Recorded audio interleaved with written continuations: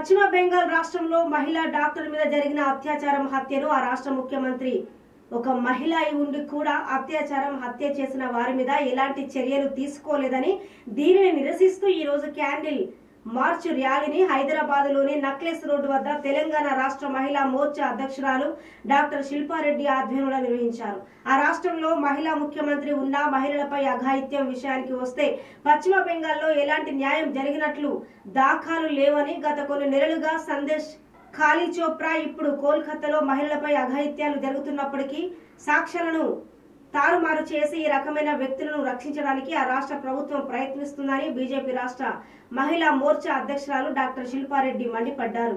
సేవ చేసే డాక్టర్ కే సెక్యూరిటీ లేని రాష్ట్రం వెస్ట్ బెంగాల్.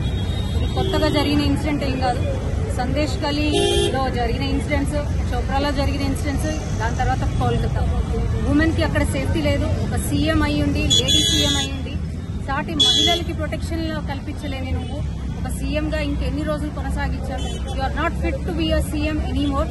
ఇమీడియట్ గా మమతా బెనర్జీ రిజైన్ చేయాలి. మల్టిపుల్ పీపుల్ రేప్ చేసి మర్డర్ చేశారు అని క్లియర్ గా పోస్ట్ మార్టం రిపోర్ట్ తెలిసినప్పటికీ కూడా 1 వీక్ అయినప్పటికీ కూడా ఇంకా కూడా కల్ప్రిట్స్ ని పట్టుకునే స్టేజ్ లో కూడా మీ గవర్నమెంట్ లేదంటే ఇంకా దేనికి నడుపుతున్నట్టు మీ గవర్నమెంట్?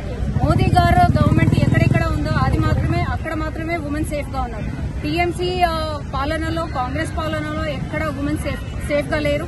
ఇక మీద కూడా సేఫ్ గా ఉంటారని ప్రజలకు నమ్మకం పోయింది. సో వెంటనే ఆ కల్ప్రిట్స్ ని